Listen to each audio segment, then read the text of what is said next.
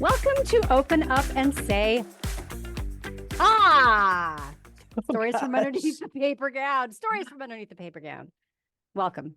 Hey, Ellie. Welcome. Hi, Hi. Julia. Hi. Hi. Got any good stories this week? Yeah. Yeah. Back in our day, which was the 1980s, let's call it. Let's The call our day. 1900s. In the Let's call it- 1900s. Sure, in the 1900s, but in our Yeah. childhood, which was the 1980s, Yeah. if you needed orthodontic work, they might first pull some teeth. Nowadays, they have What they did to learned me. that it's bad to pull teeth Mm. because it can cause all kinds of breathing issues later on. I'm not going to explain why. Ellie, I had so many teeth pulled. I know, you've told me it's insane. And so did my husband, and so did my like I didn't have this because my parents did. They were like, your teeth You are had good fine. genetics. You didn't need fine. it. They're crooked, but they're good enough. Yeah. My brother had the mess of a mouth, so he got all the things. And I can't remember if he had teeth pulled now that you mention it. But my son is now of age to be taken to an orthodontist, and they said, we'd like to give him, he's got some crowding, we'd like to give him a palate expander. And I was like, what is this? Julia, this is an insane medieval contraption. Sounds it. Where they basically put metal around some teeth, and then the metal connects to a thing on the roof of the mouth, and it's got a little hole in it. And what you have to do as a parent, they give you a thing that looks like it was made by MacGyver.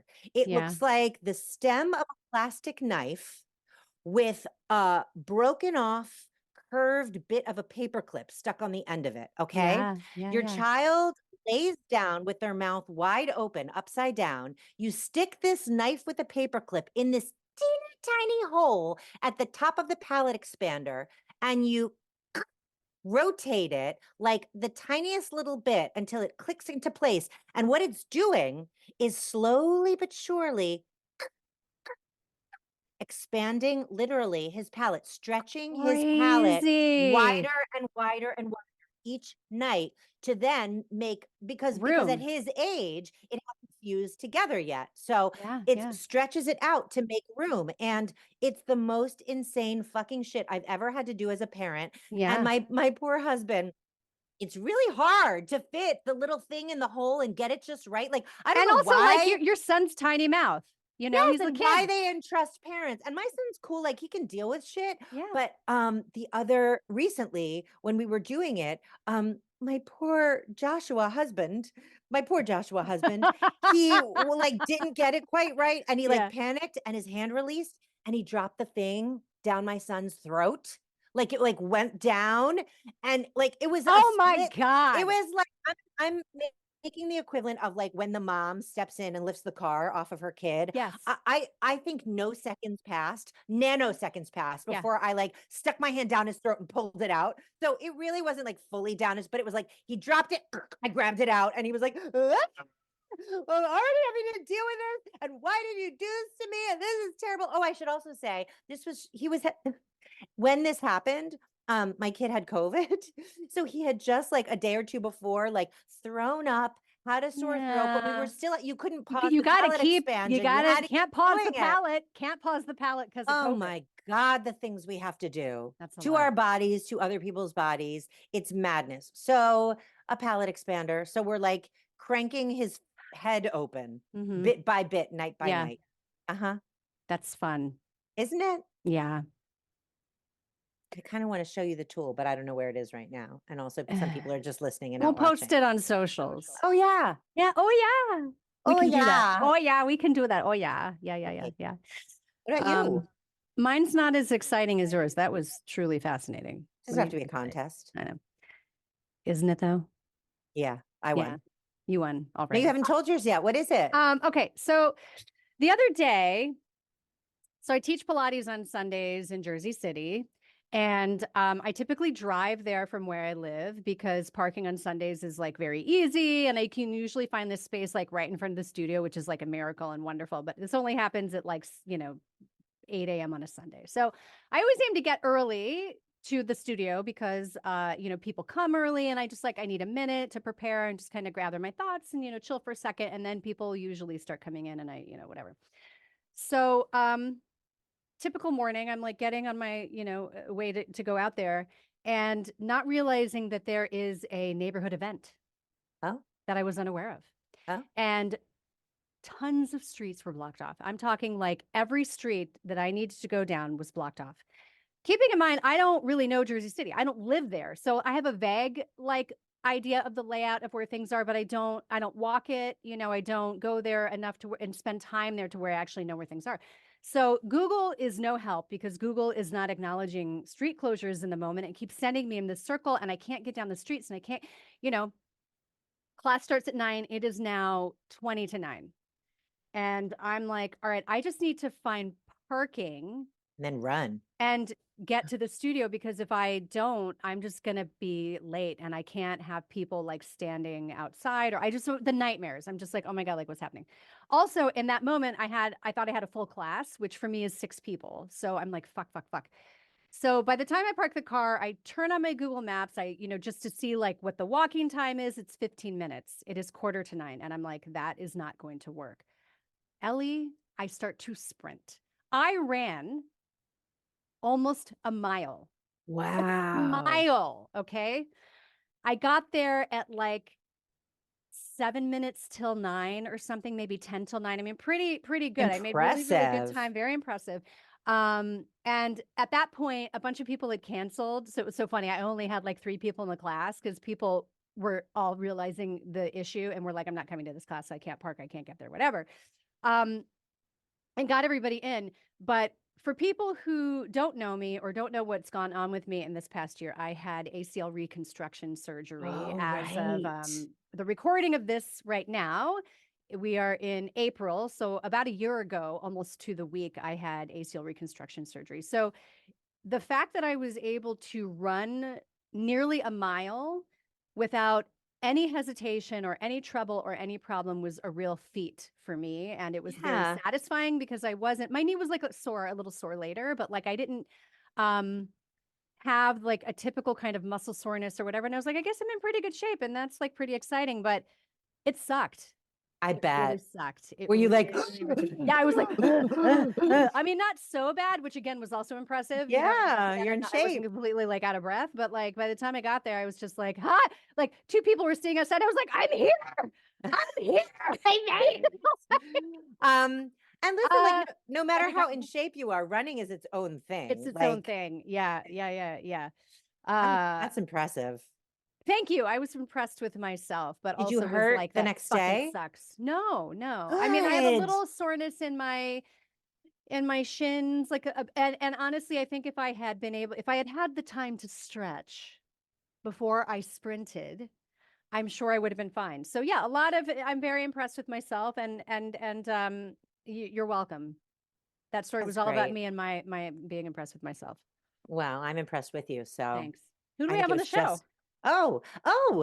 today we have Kit Green, who is just like Oh. a legendary UK performer Mm-hmm. who I met when they were Christopher Green and they are transitioning to Mm-hmm. Kit Green Mm-hmm. and really coming into their own. Yeah. Like, you'll hear like as a performer who's gotten a little bit older and didn't expect to have success at this point. It's just like a great message for anyone that anything can happen at any time and you should never give up and like be who you are, and really super inspiring, and they're so fun, and I just can't wait for you to meet her. Yeah, I'm excited.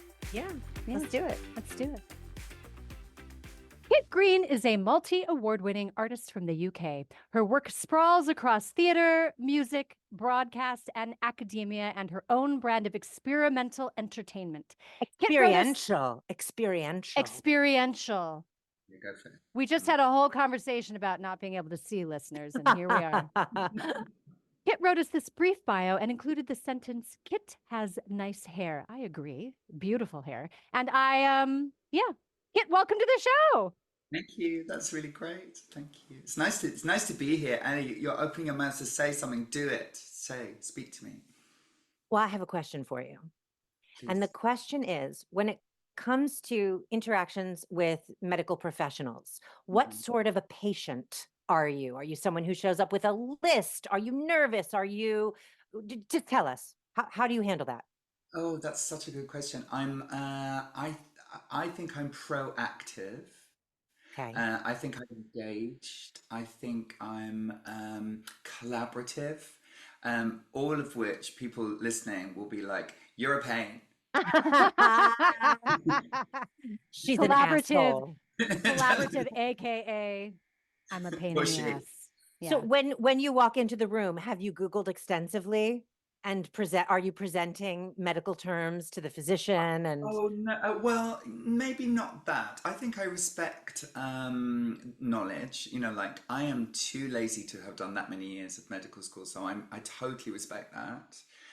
But at the same time, no, I think it's probably more in terms of navigating the system, which in the UK is complicated and unbelievably brilliant. And I won't hear a word against it. Do you know what I mean? Like it's so Yes. wonderful, yes. Yeah. but it's really complicated, and you sort of have to be very proactive and sort of like going, right, so did you get these, did you get my notes? Okay, let me find them, and then like charm people and sort of like go, I sent them on the 19th, so don't worry, I'll just go through the filing cabinet myself, you just sit there. Do you know what I mean? Like Yeah. I'm very kind of You're a engaged. people pleaser is what you are. I'm a system manipulator by being a Oh, people. I hear that. Yes. I can completely see that. And Um, yes, and I like doing that to the extent that when I started transitioning only like 3 years ago through the National Health Service in the UK, and my GP, my personal doctor, basically said, "Why don't you just write the referral and I'll copy and paste," which made me so happy. Smart. She just knew that like this was just going to be quicker all round. Yeah. And also I'm a writer, do you know what I mean? So I was like, and then she just cut and pasted it and then signed it. Sounds great, love, doctor, blah blah. well So manipulated. I'm that kind of person. No, we've Sounds heard like some, she knew what she was doing. yes. Yeah, thanks.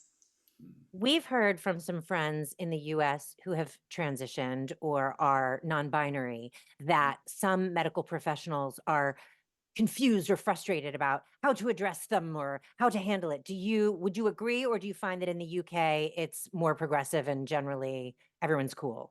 It's no, definitely not that. It's really, really complicated to fully change gender in the system because the system is kind of clunky, like all kind of man-made systems, and so I haven't done that, which leads to sort of confusion. And Yeah, I mean, it's like everything, you know, you have to sort of like elegantly guide people through it if you can. And sometimes there's just out and out embarrassment, but that's, you know, that's medical interaction, isn't it? I think it's just about being clear. Um, my GP, my local doctor, I'm really, really lucky because I live in North London, and my GP is 98% Greek, because it's a very Greek area. I'm not Greek, okay? And it's mainly little Greek ladies. I say little because they are. And like literally Greek widows wearing black. And I think I'm their only trans patient who isn't a little old Greek lady. And so I literally ring up and go, "Hi, it's Kit," and they go, "Okay, putting you through." Like they. So my note to anyone is find a demographic where you don't fit in, and then because you're going to stick out anyway. So you might as well be the only one that sticks out. So there we go. That's my way of navigating through it. Great advice. Yeah. That way you get what you need when you call, they put you through. Yeah, Yes. exactly. And just, I mean, basically, my advice is just always be special. Always be, Uh, always That's good advice be across all special. things. Always be Yeah, Absolutely. special. always be Take that. special. Yeah. So, Kit, let's get to your story. I Yeah. thought I recognized you. That's the title, everybody. Yeah. So, of course, I presume most people go for something to do with embarrassment, but which is, fun. But the first thing when I heard about this was like, oh, there are many things I could say, but it's a sexual health screening, and so even now there's kind of obviously I have to have certain kind of sexual health screening which are appropriate to my genitalia. Let's just say it that way. So this male nurse, was sort of doing a swab, Let's just put it that way. But whilst he was preparing to do the swab and was kind of being very respectful, um, was sort of like kind of half doing jokes. And I'm like, I don't really know what these jokes are about, but they were sort of slightly, and Ellie in particular, you might know where this is going, but slightly sort of country music orientated. Huh. And it was only when literally having to do as sort of a very, very, very intimate swab, which involved him being, and I was standing up, which I've never had before with this particular procedure. But anyway, I was standing up, and which involved him, because I'm quite tall, but anyway, probably wouldn't he, was on his knees. And then he sort of like looked at me from this angle and then went, I'm 100% sure. And then basically said, you're Tina C, aren't you? And I went, like, make this end because it's really embarrassing. And then he went, I thought I recognized you. Oh my goodness. It was so embarrassing because I don't. So I used to perform this character who's an American country music singer who did songs like "I'm Just Roadkill on the Freeway of Your Love" or "No Dicks as Hard as My Life," those kind of things, an appropriate song under the circumstances. And I didn't used to get recognized very much for that character because I don't really look like that character who is like, very over the top, very glossy, very Cowboy hat, fringe, full fringe. face of makeup. Just think Cowboy Carter, before Beyonce went down there. Love Beyonce. Yeah. Who doesn't?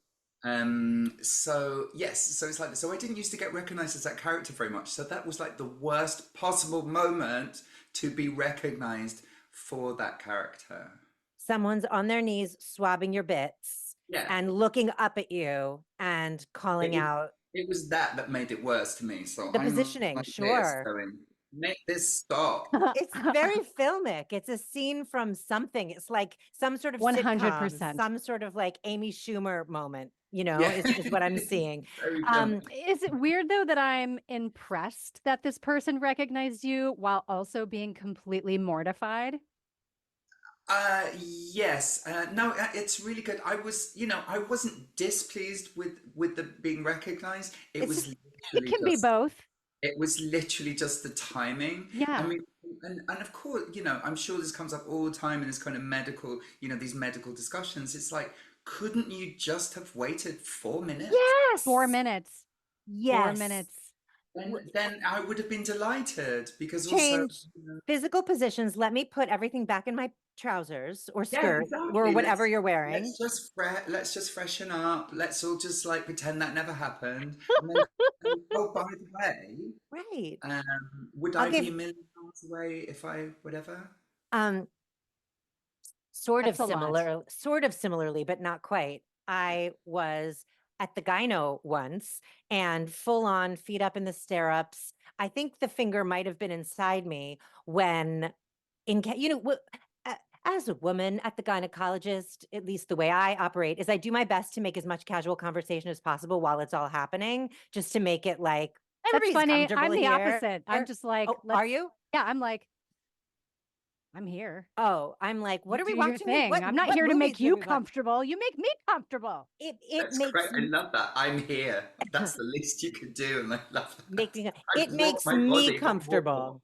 Yes, It yes. makes me comfortable That to tracks have that. conversation and Yes. make right. So anyway, this woman's like, fingers are inside me when we basically learn that her nephew and my son are friends, and like I know her whole family, and it's fine, but it's just weird. It's just you'd rather that provider be just a complete stranger, Yeah. and then when you come to like, you're so and so's sister, okay, and your kid has got it, yeah, okay, like, Or again, wait till they do, they take, when they're like, okay, sit back. They take the gloves off and they kind of scooch their stool back. And then they're like, oh, by the way, I recognized your vagina from school. You're a friend of, my Parodies. vagina is Would be a great often line.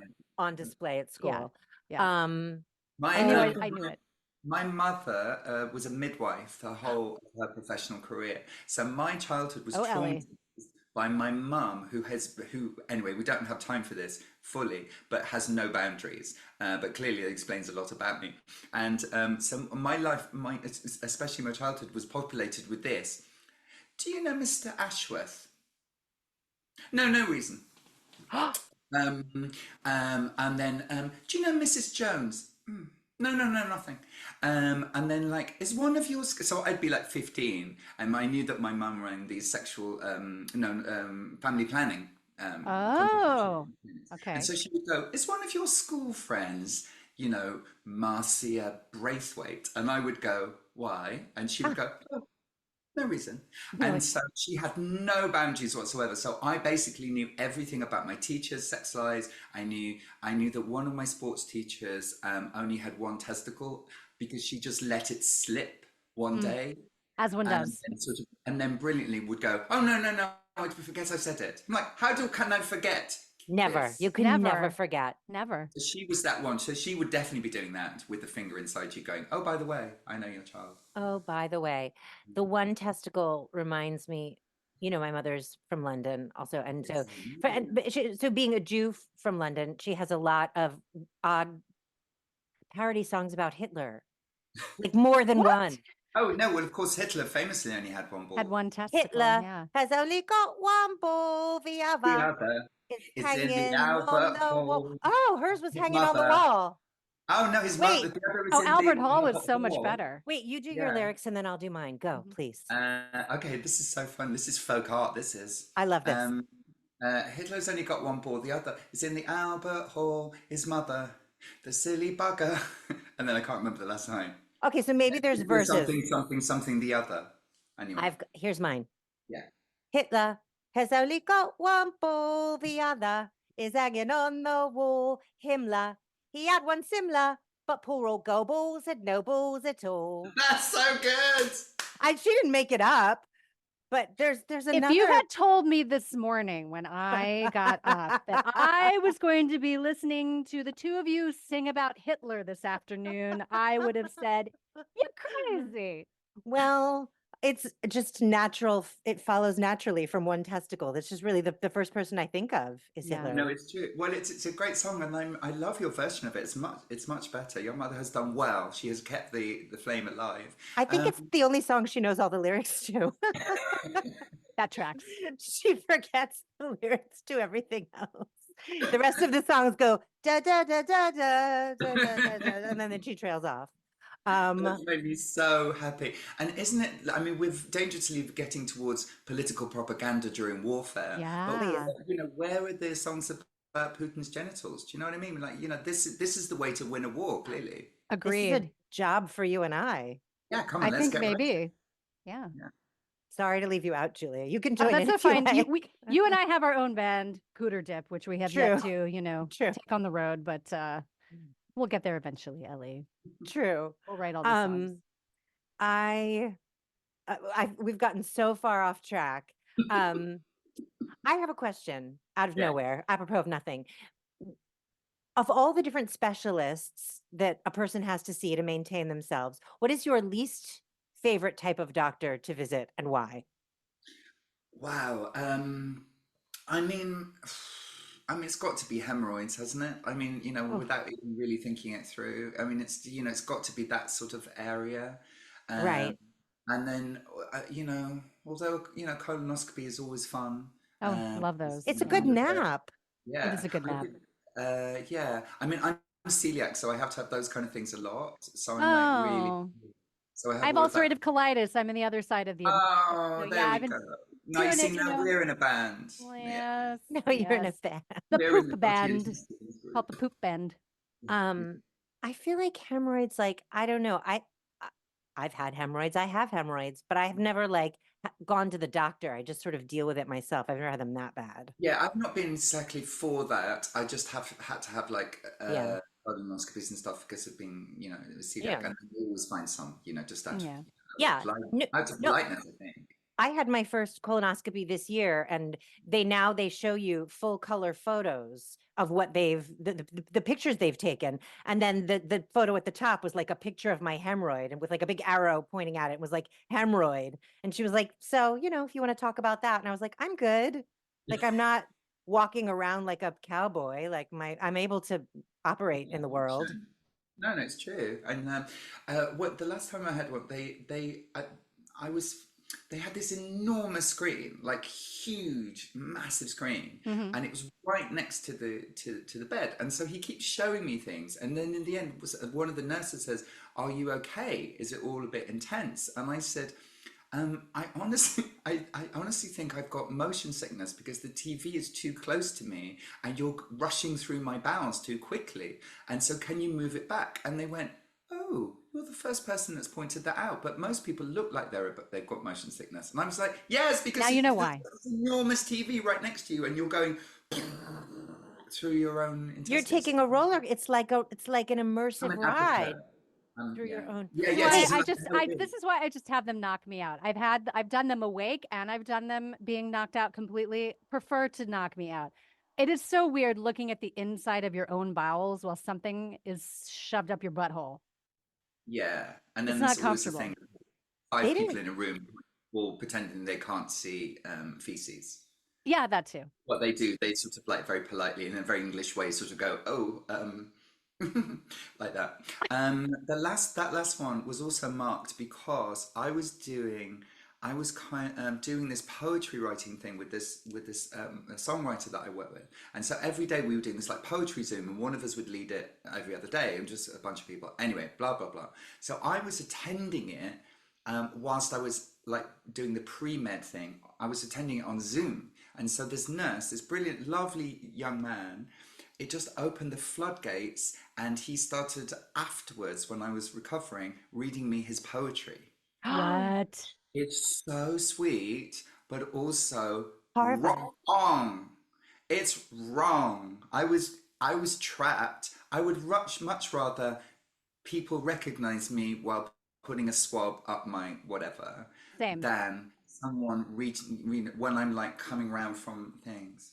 I mean, I was And a bit more awake than that. He did ask for my consent, but look, the wheel of consent, how much consent can you give in that you situation? cannot. You cannot. I mean, they have all the power. Are you going to say no?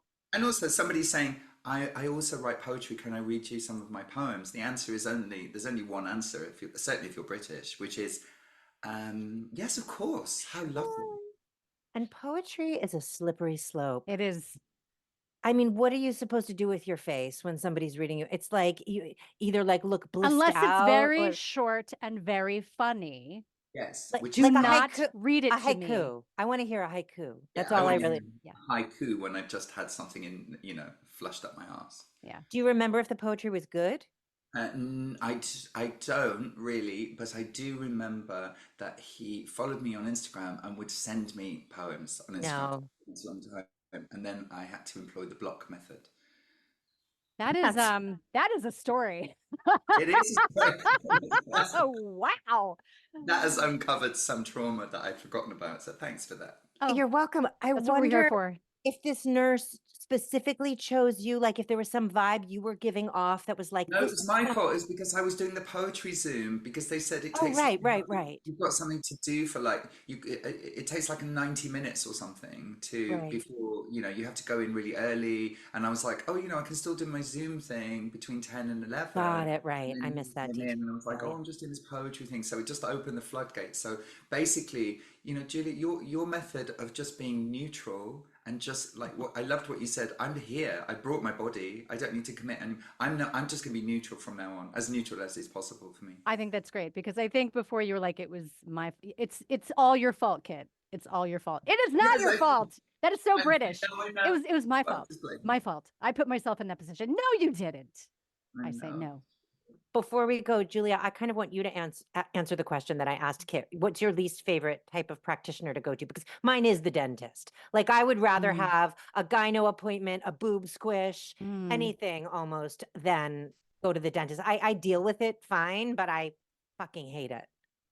Um, Oh, that's a hard one. And I believe it or not, I think it's actually like my GP. And here's why. Here's why. Because you only go to see your GP typically like for your annual, right? But like if I have to go see my GP like mid-year, something's got to be bad. Right. So I would say that. Okay. Runner up would definitely be the gynecologist because every time I walk through the door, it's like there's something wrong. I don't mind it. You're so weird. Like, I don't know. It's not that uncomfortable. It's like, I mean, I don't dread going in for my annual, Again, I think, look, again, it's like an annual exam is different from what I'm talking about. It's like well, the flip side is like, let's say I have bacterial vaginosis. Sorry, Kit. Let's say I have that. Yeah. I'm happy going to the gyno because I know that my torture is about to come to an end because I'm going to get a diagnosis and a pill and feel better almost immediately. Yeah. So I'm glad to go and have whatever suspicions I have about what's going on confirmed. Like, here's what I think it is. It's yeast, right? It's yeast. Okay, great. Give me the thing.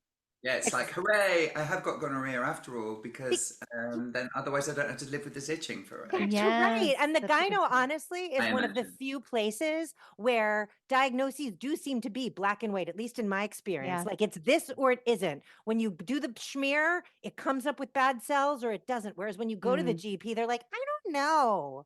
Try this, try that. Maybe it's this, maybe it's that. Anyway. And the dentist is going to be painful no matter what. I mean, and I just hate the dentist too. Well, this has been remarkable. We've been really around the bend and back, I think. I don't even know what just happened, but Kit, I love you and I miss you. And I wish we lived in the same country and could write. To New York, but not for ages, but I'm doing a show next year. So you are? hanging out at Park Avenue Armory. I love that venue. Places. We will be there. Great. We will be there. I'm Park Avenue Armory. Like, I'm not doing it anywhere else. Do you know what I mean? Like, yeah. Why would you? Fantastic. We will get to hang out, Julia. You can be part of the gang. Yes, love it. Thank you. And by then, we will have written some disparaging songs about distasteful politicians and dictators. Yes, and by mocking their genitals. 100%. So that listeners can follow your progress and go to the Park Avenue Armory if they're New York based or nearby, please tell them where to find you online, your socials, all of that. Sure. So I am Kit_Green on Instagram and X, and that's basically all I can be bothered with. That's the best place. Too old to do TikTok, even though I do, and then I mispost things, and it's just hilarious when I look back. And go, that's not what I meant at all.